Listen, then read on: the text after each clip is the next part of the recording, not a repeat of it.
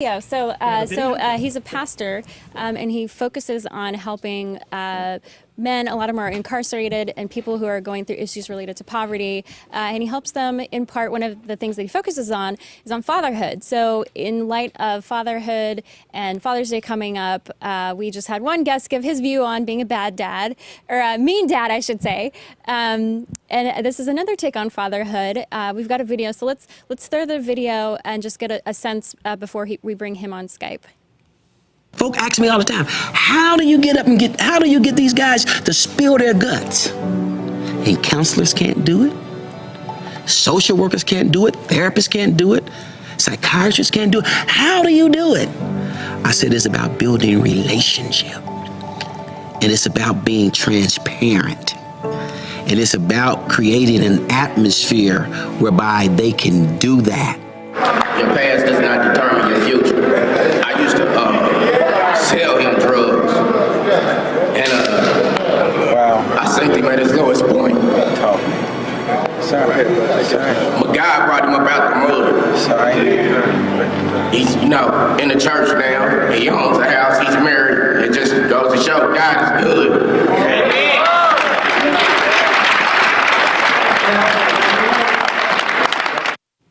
While we're sitting here in the studio, we have one of our, while we're waiting for Skype to kick in and get the connection strong, we do have one of our favorites back. We have one of our regulars, John Burnett, who's in the studio, Black Enterprise contributor, a businessman, author, professor, all of that. And you're sitting over here nodding vigorously while you were watching that video. Tell me why. Well, thanks for having me back. When I said lighten up, I didn't mean your hair.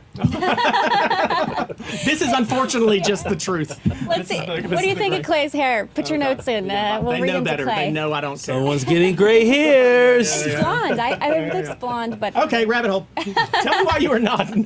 Tell me why you were nodding about that video. You agree with him. 100%. Relationship is key. And just like whether it's a business relationship, political relationship, or community outreach, you get people to open up and establish a rapport by understanding where they are and meeting them where they are and making some level of connection, whether it's through affinity, through your demonstration of your understanding. And once that relationship is established, people will open up, and that's when true help can actually enter in. we could listen to you all day too. I think we may have the pastor Yes. on Skype. Let's. Yes, Darryl K. Webster, reverend. Do we got you? Yes, you do. I'm enjoying the show. Thank you. Good to have you on. Welcome. It's great to be on. Thank you.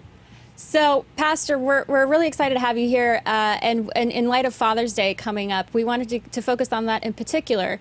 Can you talk about your work as you're working with a lot of these men who are dealing with issues around poverty and incarceration? What's your counsel to them as it relates to fatherhood? Absolutely. I've been doing this now for over 12 years, and my passion is adding value to fathers, boys, men from all walks of life. And one of the things we've done for the last 12 years at 5:45 a.m. in the morning is meet men from all walks of life. You've seen a clip of a video of us now taking the boot camp into the prison system, and we've took it into other cities, but we've adding value to men. Most men want to do better, but we don't set the template or give them that opportunity. So what we try to do is love them first and let them know that they're valuable. They can't help the hand that they were dealt, but they can play it. Then we lift them through principles, and because I'm a pastor, a lot of it is biblical principles, or some of them are life principles. And we kind of challenge them to understand that planning their life is more important than planning their careers. And being a father is the best thing that they can ever be, even though they've had dysfunctions in their lives and other things going on. They can turn things around. How many men have come through your program? How many people have you worked with? Probably within the last 12 years, probably thousands. We just had I'm just coming off a boot camp of 120 men just this week. But we've seen as much as 100 to 300 men and boys at 5:45 a.m. in the morning. John, did you have a question?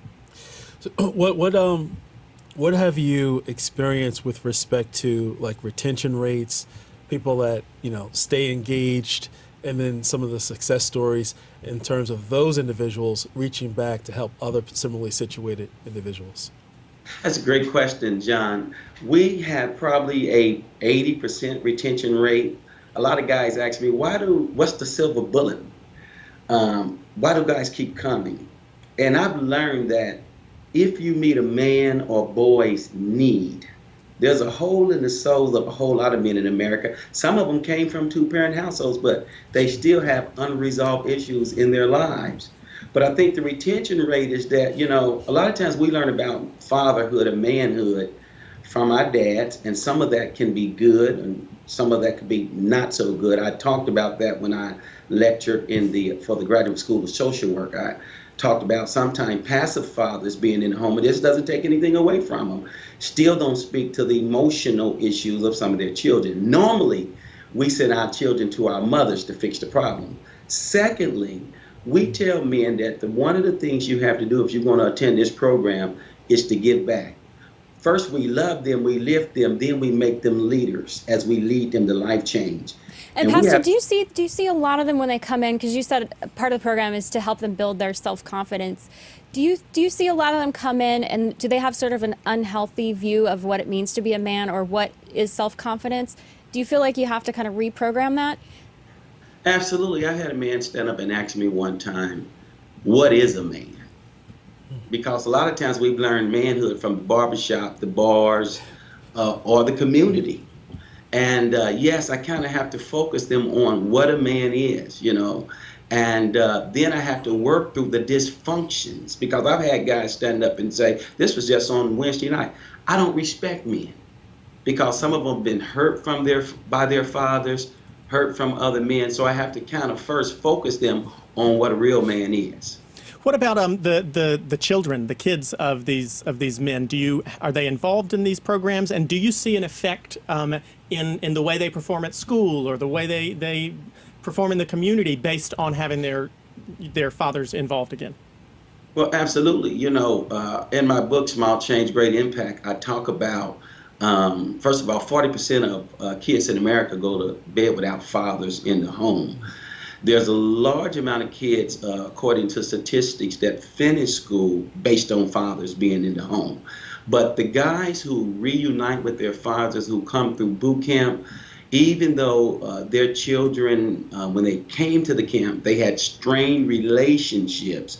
I'm watching some of these young boys and fathers reconnect, and I'm seeing positive results as they work together. There's a hole in the soul of America, by the way, because of fatherlessness. We talk about a lot of problems in America. I was watching your show, from racism to conservative and Republicans. But I think fatherlessness is a major problem in America. And when I was at Georgetown lecturing, Dr. Robert Putnam talked about, I was on a teacher workshop about how do we help transform communities that are in poverty. And one the guy said that on the left said that we need to raise SNAP, we need more food stamps, we need to raise minimum wage. Dr. Putnam said that we need two-parent households, et cetera, et cetera. But because, I'm a practitioner of faith, I believe it starts on the inside. I believe the problem is on the inside, and then we see the results on the outside. So what I do is start dealing with the issues within. John, you're over here nodding again. No, I agree with everything that he's saying. When I look back on my own personal life, my father was a maniac in terms of disciplinarian. I didn't begin to really establish a relationship with my father until I became a man. And I had to ask him, Dad, why were you so hard on me? And I got it off easy because I was the youngest of 7. Oof. Right? So surprised he had any energy left. So his, what his answer was? He said, well, when you get out into the world is tough. If you can take me, then you can take the world, because I love you. The world doesn't. It's a theme that you've seen with That's what Tom Shalhoub just said earlier today. Programs like this that the pastor's running, we see them do we see them do very, very well in these small, almost pilot program situations. Right. Is there a way to expand it? The U.S. government, I've seen they have a website that says fatherhood.gov, but I don't know that there's been any other programming to kind of expand this type of program. Yeah, is it possible, and would it work? Yeah, I mean, Pastor, what do you need to grow? I mean, what do you think the country needs to make it go scale here? I think a couple of things. Number one, we need the capacity to build this out. Now, we've set up boot camps in Atlanta, Dallas, Texas, Las Vegas. We've had the Speaker of the House come in and see the program twice. In one of the videos that you've watched, someone on his staff and a team put that video out. To be invited on shows like this, because the boot camp guys are in schools mentoring, they're in the prisons mentoring, they are getting a lot of the young boys from fatherless homes, they're mentoring. So I think we just need to have, more recognition and publicity. Well, is there a certification process to be a mentor or to be a boot camp facilitator? Absolutely. They have to go through boot camp training. We are actually in the process of, and you can go to embcbootcamp.com and you can look at our website.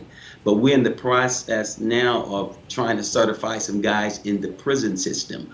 We've been in Putnamville prison system for a year. And to my amazement, the guys are leading boot camps in the prison system, and we're going to be talking to them about how do we certify those inmates who are already in the penal system to do boot camps. We've had calls when I aired on Focus on the Family 2 years ago. We had calls as far away as Alaska and California to come and do boot camps in the prison system. Well, I think John may be wanting to sign up to be a certified who knows, a boot camp. Well, you got the training from your dad. You know how to be tough. Exactly. The way I see it, when you look at the prison population, many of these men are entrepreneurs. They were just entrepreneurs in a different way, on yeah. the wrong side. Yeah. So the great work that the pastor's doing, now these men are perfectly positioned to embrace real entrepreneurial, learning methods in terms of bringing those skills into the global, I should say, the free markets, and go into business for themselves, but the legitimate way. I like that. John Burnett, thank you as always. Thank you. Pastor Darryl K. Webster, thank you very much for joining us. You've your face has been frozen on our screen since pretty much you started, but you look very young in the picture that we have frozen, and you sounded great, and we love the message that you're sharing and the work that you're doing. So, Pastor Darryl Webster, thank you very much for joining us, and John Burnett, as always. Yes, and we got a comment here from Joanne Lopez. She said, "Pastor Darryl nails it." Nails it. We agree, Joanne. Pastor. And I don't know who that person Good man on Facebook says, "Pastor, you are truly a blessing." Keep reading it. Boot camp, woof, woof, woof, Brother Garner. Bro Garner. Bro Garner. Bro. You gotta Sorry. quote it, Carrie. Yes. I just wanted to hear you read that. Speaking of woof, woof, woof,